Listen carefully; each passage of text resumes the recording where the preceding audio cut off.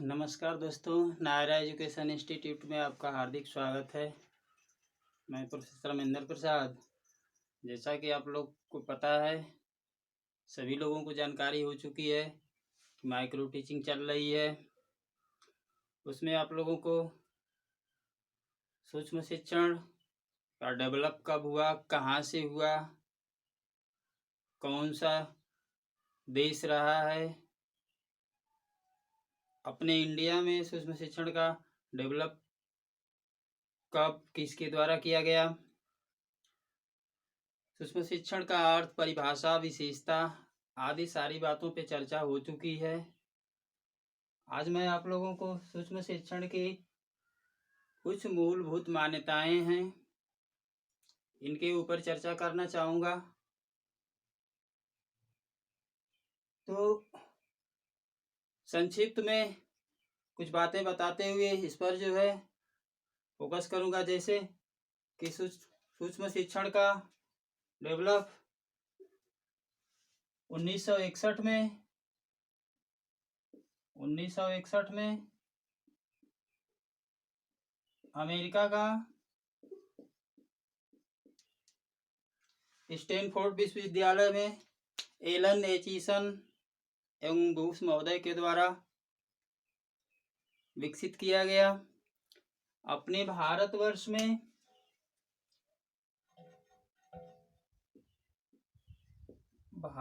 में बताया गया है 1974 में सूक्ष्म शिक्षण का डेवलप वीके पासी एवं शाह महोदय के द्वारा किया गया।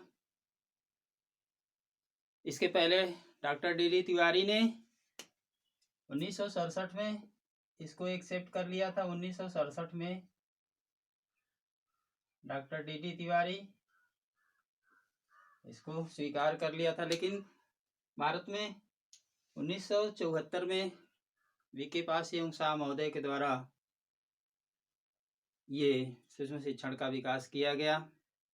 इसके बाद 74, 76, 77, 78 में इसके विकास को और तेजी से विकसित किया गया, जिसमें ललिता जोशी, पासी, भट्टाचार्य महोदय आदि लोगों ने सूक्ष्म शिक्षण के विकास को आगे बढ़ाने का कार्य किया है। सूक्ष्म शिक्षण की कई परिभाषाओं को मैंने बताया है। एक और परिभाषा मैं बताने जा रहा हूँ, इसके बाद जो है कि आपका इसकी मूलभूत मान्यताओं की तरफ लेके चलता हूँ। ठीक है, चलिए। तो सूक्ष्म शिक्षण का वह सरलीकृत रूप है। सूक्ष्म शिक्षण का वह सरलीकृत रूप है जो छोटे आकार की कक्षा में कम समय में पूर्ण होती है। सूक्ष्म शिक्षण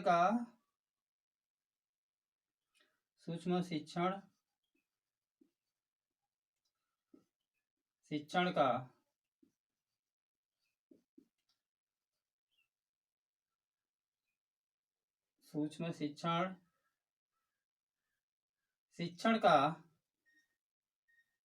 मैंने बताया है आप लोगों को, सूक्ष्म शिक्षण का वह सरलीकृत रूप है जो छोटे आकार की कक्षा में कम समय में पूर्ण होती है। ये परिभाषा अक्सर TET, C TET, super TET की परीक्षाओं में, आपके सेमेस्टर की परीक्षाओं में पूछा जाता है कि सूक्ष्म शिक्षण का वह सरलीकृत रूप है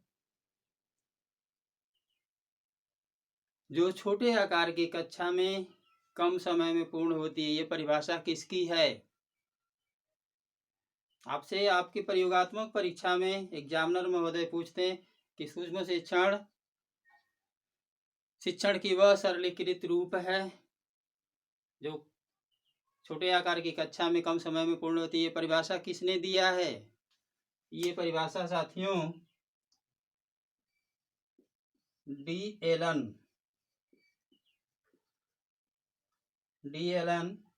अकॉर्डिंग टू DW एलन के नाम से इनको जाना जाता है। DLN भी लिखेंगे तो कोई दिक्कत नहीं है, DLN ने दिया है। अब मैं आपको सूक्ष्म शिक्षण की जो मूलभूत मान्यताएं हैं, इन मान्यताओं के तरफ लेकर के चलता हूं। इसका पहला पॉइंट है, सूक्ष्म शिक्षण के अंतर्गत शिक्षक व्यवहार के प्रारूप आवश्यक होते हैं। सूक्ष्म शिक्षण के अंतर्गत शिक्षक व्यवहार के जो प्रारूप होते हैं, पैटर्न होते हैं, ये आवश्यक होता है। ये व्यवहार क्या होता है, किसको किसको पता है? व्यवहार, what is the definition of behaviour? व्यवहार किसे कहते हैं? ठीक है, ठीक है। जब अनुक्रिया जटिल होती है तो वह व्यवहार कहलाती है।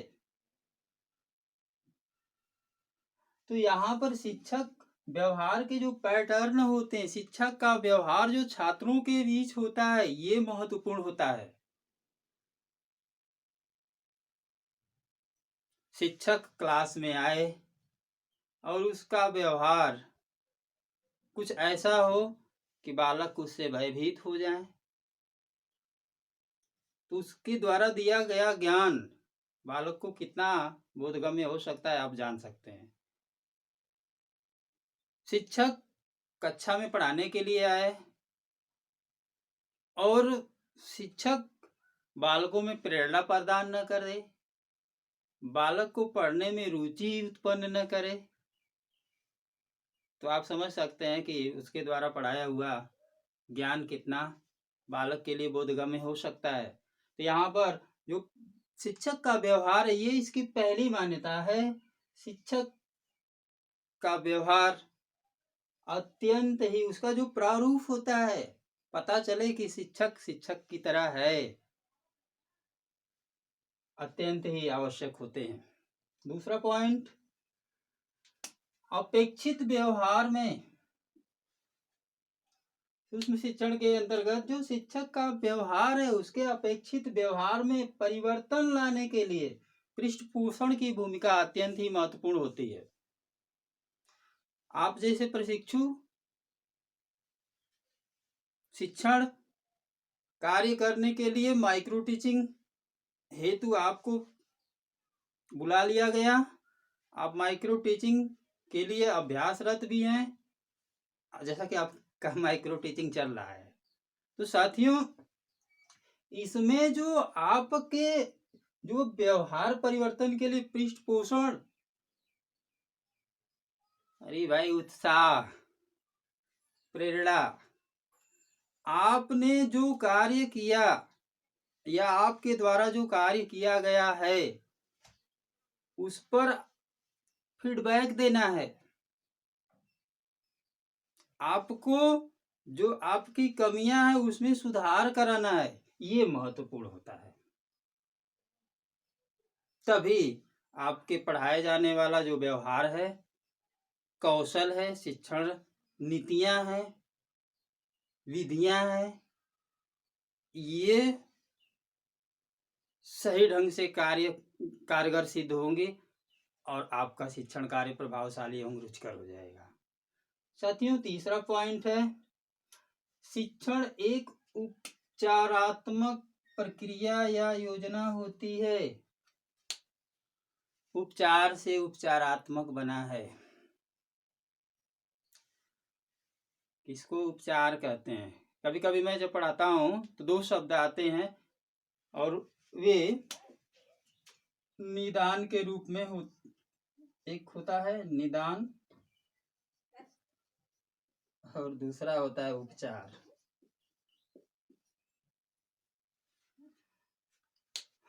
कभी कभी स्टूडेंट, प्रशिक्षु इन दोनों को समान समझ लेते हैं। साथियों, ऐसा है नहीं, निदान अलग है, उपचार अलग है। यहाँ पे आपके जो सूक्ष्म शिक्षण की मान्यताएं हैं, इसमें जो है एक चौथा पॉइंट, तीसरा पॉइंट में बताया गया है कि सूक्ष्म शिक्षण में शिक्षण एक उपचारात्मक प्रक्रिया या योजना होती है। उपचार मीन्स होता है समस्या का समाधान करना। ये शिक्षण एक उपचार हेतु बनाई गई प्लानिंग होती है। इसमें उपचार किया जाता है।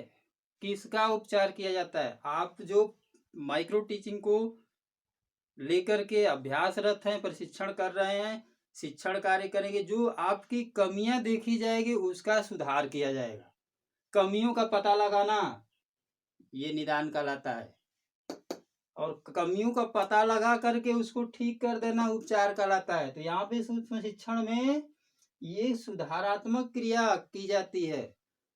एक शिक्षक प्रशिक्षक में जो कमियां दिखती है उसका तुरंत जो है उपचार कर दिया जाता है कि आने वाले समय में अगले दिन जो उसकी शिक्षण प्रक्रिया हो वो सही सुचारू रूप से हो सके। ठीक है, आगे देखते हैं। सूक्ष्म शिक्षण में सुधार जो शिक्षक प्रशिक्षु जो भी माइक्रो टीचिंग या मैक्रो टीचिंग के लिए आ रहा है, शिक्षण कार्य कर रहा है, उसमें जो सुधार लाने के लिए व्यवस्था है वह पूरा अवसर दिया जाना चाहिए कि जिससे उसका शिक्षण कार्य सुधारात्मक होते हुए प्रभावशाली एवं रुचिकर हो सके। साथियों, आपका जो प्लान टीच फीडबैक रीटीच रीफीडबैक के संदर्भ में पिछले वीडियो में मैंने बताया है। आगे फिर मैं अभी जो है कि नेक्स्ट डे में बताऊंगा कि सूक्ष्म शिक्षण की शैक्षिक प्रक्रिया के अंतर्गत सूक्ष्म शिक्षण चक्र कैसे संपन्न होता है, उसका सिस्टम अगले वीडियो में मैं बताऊंगा। तो यहाँ पर जो है सूक्ष्म सुधार के लिए जब 6 मिनट का टीचिंग, 6 मिनट का फीडबैक, 12 मिनट का जो सुधार के लिए पुनर्पाठ योजना बनाई जाती है, इसका पूरा अवसर जो है कि प्रशिक्षु शिक्षक प्रशिक्षक को दिया जाना चाहिए, जिससे कि वह अपने समस्याओं को ठीक करते हुए, उसका समाधान करते हुए शिक्षण कार्य प्रभावशाली एवं रुचिकर बना करके छात्रों तक पहुंचा सके। नेक्स्ट पॉइंट, सूक्ष्म शिक्षण में शिक्षक प्रशिक्षु इनकी व्यक्तिगत क्षमताओं का विकास करने का अवसर प्रदान किया जाना चाहिए। आप में है क्या? आप किस तरीका से पढ़ाना चाहते हैं कि बच्चे आपसे प्रभावित हों, बच्चों को अधिकतम ज्ञान की प्राप्ति हो सके, बच्चों को पढ़ाई हुई पाठ्य सरल और सुबोध हो सके। इसके लिए आपकी जो थिंकिंग है, आपकी थिंकिंग पूरी तरह से उनके ऊपर जो है इस प्रकार से व्यवस्थित होकर के अपने शिक्षण कार्य को करने की आवश्यकता है जिससे बालक को अधिकतम ज्ञान की प्राप्ति हो सके। इसमें व्यक्तिगत क्षमताओं का विकास करने की बात कही गई है। नेक्स्ट पॉइंट, सूक्ष्म शिक्षण का एक अति लघु एवं सरलीकृत रूप होता है। जैसा कि आपको पहले मैंने बताया है, लघु सूक्ष्म का आशय होता है छोटा। लघु पाठ, लघु समय, लघु कक्षा, 5 से 10 छात्र, ये सब की चर्चा मैंने कर दिया है। तो ये सूक्ष्म शिक्षण का छोटा रूप एवं सरल रूप होता है जो आसानी के साथ जो है कि बालक को समझाया सके और बालक समझ सके और उसको अधिकतम ज्ञान की प्राप्ति हो सके। तो साथियों, आज आपने सूक्ष्म शिक्षण के संबंध में हल्का सा जो है कि डेवलप अपने अमेरिका से लेकर के इंडिया तक सुना, जाना, और DLN की परिभाषा भी आपने जाना। अगला जो मेरा वीडियो होगा, सूक्ष्म शिक्षण की शैक्षिक प्रक्रिया किस प्रकार संपन्न होती है, इसको लेकर के बहुत जल्द ही हाजिर होंगे। लेकिन कहना चाहेंगे कि जो भी साथी हमारा पहली बार वीडियो देख रहे हैं, वे मेरे इस चैनल को लाइक करें, सब्सक्राइब करें, बेल आइकन दबाना न भूलें, जिससे कि मेरा आपके यहाँ तक पहुँचने वाला हर वीडियो आसानी के साथ पहुँच सके। बस आज यहीं तक। नमस्कार। जय हिंद।